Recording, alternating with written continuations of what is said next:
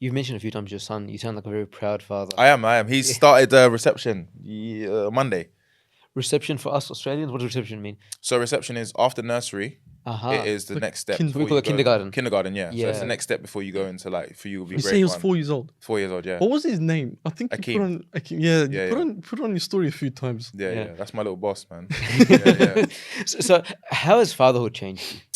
It's just, you know what it is? It's like if you're blessed to have a father, you know how much sacrifice your father has done for you to understand the basics of life, right? Yeah. But then also it comes with a responsibility that you can never go away from.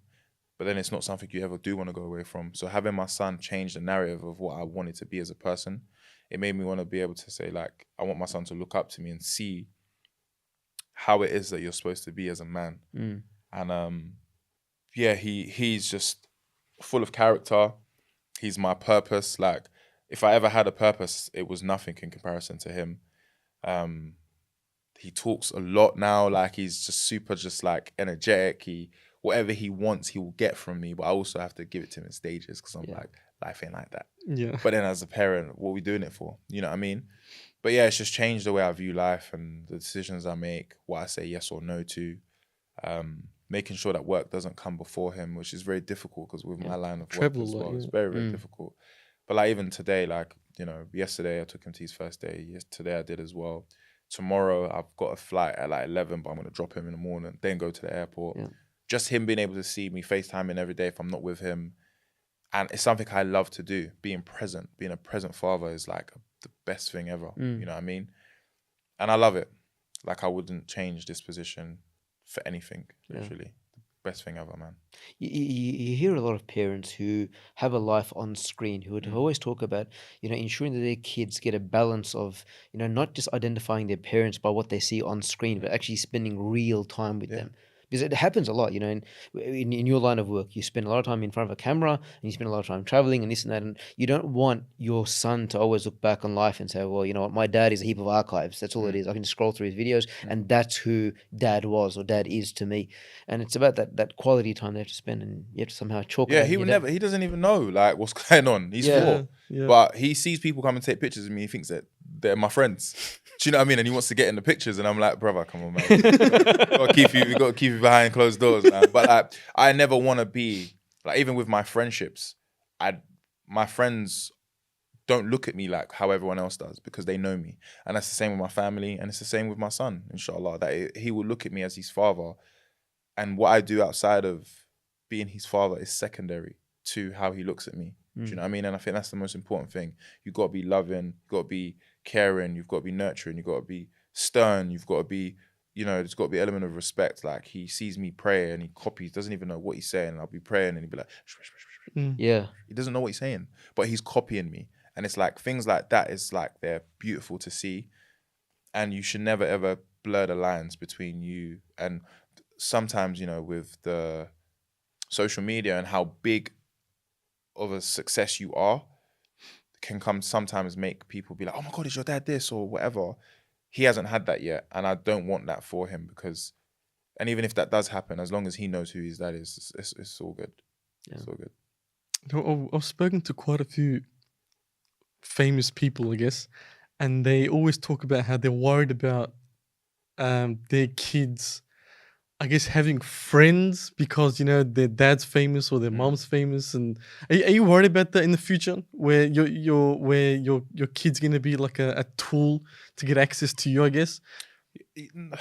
No, I haven't really thought about it, to be honest. Right. Because he's still young, and people that are like, some people don't even know who I am when I go to my school, right?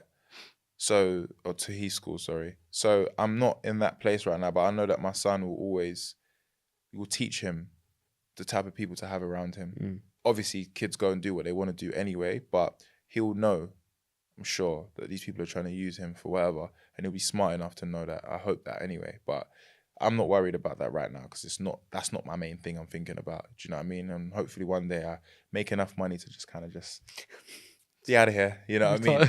And just not be a problem. I don't want to be like a super famous person. That's not what I did this for. I wanted to be successful at the job I love. And it's allowed me to obviously be in the places that, you know, I probably wouldn't have been able to be in you know, even if I bought tickets to this place, I wouldn't be able to have this place that I call work. So I just want him, if anything, to just know that hard work is what gets you what you want, and people trying to freeload off you isn't. So I wouldn't teach my son that way. So Would you encourage or discourage him from doing what you do? I would discourage him. Discourage him? Yeah, I would. But then again, I want my son to do what he wants to do, Mm. you know. But I don't think my son would want to be an entertainer. Okay. I don't think so. He is very entertaining, but I mean, like, I don't know. Right now, he's into like cars, and Yeah. he loves cars. He likes Formula One because I've got him like a little McLaren car. Because you went to the McLaren headquarters. Yeah, and I remember. ended up buying him the same car that Okay. I saw. Yeah, he just loves cars. He likes moving things. He likes bikes. He likes sitting in the front of the car with me. He likes driving. I park with him sometimes. Like, he's into that stuff, trains and bikes and scooters. Like, maybe that's his calling. That's what he likes. But in terms of him doing what I do, it does take a lot. It's not as easy, as straightforward as it is as just setting up a YouTube channel or being an influencer. I hate the word, but there's more to it than that. And I think if he wants to do that and that's what makes him happy, then all for it. But I wouldn't advise him to do it. There's other things you can do. You know, I've always wondered about, people who take up content creation as their primary, let's say, income generating activity or their primary business, in terms of sustainability over a long period of time. Because now you're like, okay, well, I'm making good money today because I'm relevant, I'm current, I'm hip, I'm cool. I need to sustain that for the next 10, 15, at least years to be able to build enough financial firepower, whatever, to get my kid or kids through life and to get myself through retirement or get my parents, whatever it is.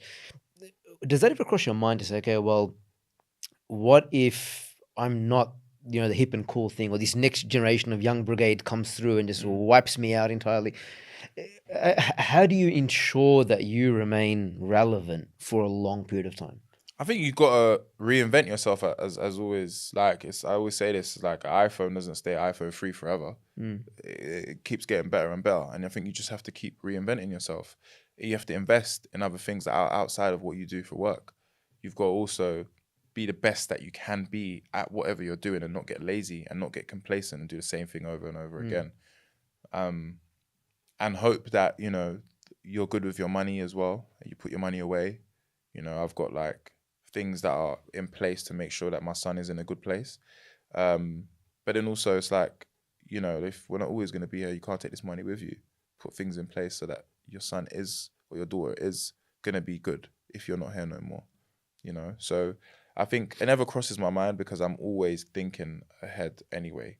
So I'm always like, I drop a YouTube video and the next thing is, okay, cool, when are we going to do the next one? Yeah. And I've got people that are in that field that know how to create great videos. They know who I am, so they create a format for me that is going to work for me and is tested and trialed to make good views, good money, good reinvestments, and so on and so forth. It's a wheel that keeps turning and you have to be along with it. You can't just get stagnant because if so, you'd be forgotten. Yeah. You'll be that guy as a has-been. And I don't think I have that in me to become a has-been. I have that confidence in me that whatever I do, I'll find something to make it work. Because the cycle of relevance and irrelevance of social media is very, very fast, man. Yeah, because people You're hip and cool today, and before you know it's But gone. you know what it is though? It's because people don't have. It's how to say this. It's like the work ethic is what allows you to be relevant.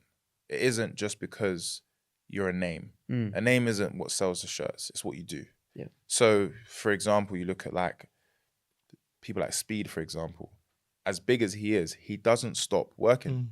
He's always front of mind. He's always front of mind. Yeah. He's always center of attention. Like him or dislike him, he's there.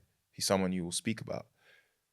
That work ethic comes from wanting it more than everyone else. And I think that's a big part of it. You got to want it more than everyone else. Yeah. It's like a football player. If the ball's in the middle and there's one player there, whoever gets that ball wanted it more. And that is the way I think you should always be in anything you do.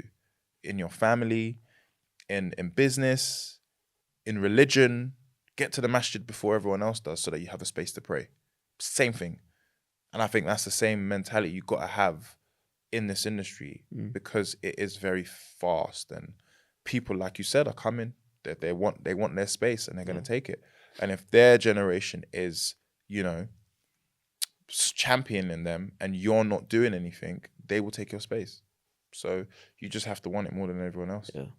Harry, you work with a lot of famous people. Yeah. One being David Beckham. Mm. I believe so, right? I didn't work with him, but I worked for his company, Guild Sports. It was a e-gaming thing, right? Yes, okay. And I took the job because I said David Beckham. And I was hoping, I was like, Bex, hey, he went there. But no, I've worked with like football again is my biggest thing I love the most. So being able to like work with football players, you know, I played with Eden Hazard, Kaká, Drogba at a charity match, and I've got all their signed shirts. Like that's something that when it's all said and done, when I do step back or like, you know, I'm like, you know, I just want to chill now, I can look back and say, wow, like that. That's a trophy cabinet. Yeah, I've got that. That was me. But yeah, no, I didn't actually work with David Beckham. I haven't actually. I've been at dinner, and he's been 2 tables down. So you've never like officially met him? No, not officially right, met him. No. Okay. Fingers crossed though, one day. Yeah. Just what guy in it. So who's the coolest famous person you've worked with? The most fun you've had? Coolest, I'll say Idris Elba. Okay. I had a podcast with Spotify with my co-host Henry, and we had an interview with him, and I say to this day it's probably the best interview I've ever had, because I was a fan of him. He's from the same country as I am. He's half Ghanaian, half Sierra Leonean, and we was basically talking about his rise to success, and again, like I was mentioning now about wanting it more and not giving up, and the turbulent times, you have to power through them. And then also talking about things like, you know, his father passing away whilst he got one of his biggest roles as Mandela, and his dad not being able to see it. It was an emotional conversation. Yeah. And the reason why I knew it was so good was because he introduced me to his wife, Sabrina, and he was just like, yeah, this is the guy who almost made me cry while I was doing the interview. And I was like, it made me feel good. Yeah. Not that he was going to cry, but like the fact that that was what he remembered me and introduced me to his wife with. And like, for me, he's a figurehead of our Black community in terms of going like into that space and making it your own. So that was probably one of my best, but the one that meant the most to me was interviewing Paul Scholes, who is my favorite Man United player of all time. Going into his gym in Oldham and just talking about football as a fan, as someone who I've watched as my hero. And that was just, can't put it into words. Yeah. Every question I asked him, I was just like looking at it, oh my God, I can't believe I'm doing this. Keep your composure. And everyone says in the comments, the eye contact was uncanny. I was just looking at him. Yeah, staring. I'm like touching him if I can, and like put my arms around him, like. And you get to those moments where you don't plan these things; they happen through Allah's will, and you have to seize that moment and just be like, "Wow!" So, yeah, I remember that train journey back from Manchester. I was just like, "I can't believe this happened. I can't believe." Like, so those two probably would be like the best moments that I've had.